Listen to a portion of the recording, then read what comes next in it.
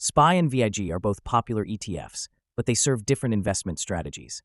Choosing between them depends on whether you want broad market exposure or a focus on dividend growth.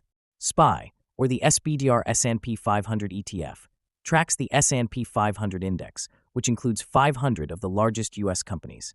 This means SPY gives you exposure to companies like Apple, Microsoft, Amazon, and Tesla.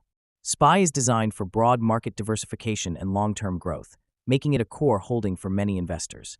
It has a low expense ratio of 0.09%, slightly higher than some competitors like VIG, but still relatively cheap.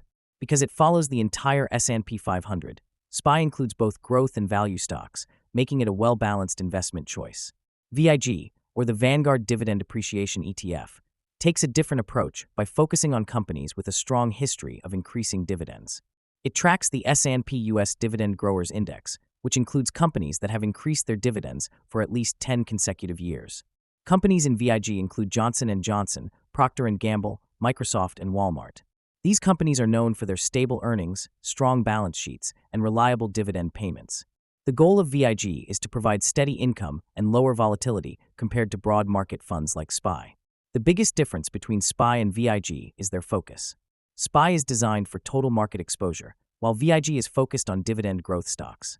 This means SPY benefits more from high-growth companies like tech stocks, while VIG leans toward established, dividend-paying companies that may be less volatile. Sector exposure is another key difference.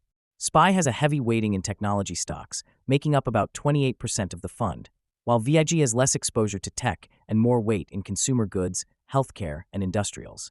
This makes VIG a better choice for investors who want to reduce reliance on tech stocks and focus on steady dividend growth. Performance history also shows key differences. SPY has historically outperformed VIG over the past decade, mainly because of the strong growth of tech stocks. However, VIG tends to hold up better during market downturns, as dividend-paying companies are generally more stable. This makes SPY better for long-term growth-focused investors and VIG better for those who prioritize lower risk and dividend stability. Another major distinction is dividends. VIG specifically targets companies with a track record of increasing dividends, making it a great choice for investors who want steady income growth. SPY does pay dividends as well, but it doesn't specifically focus on dividend growth, meaning its payouts can be more volatile. If consistent dividend growth is important to you, VIG is the better choice. So which one is better?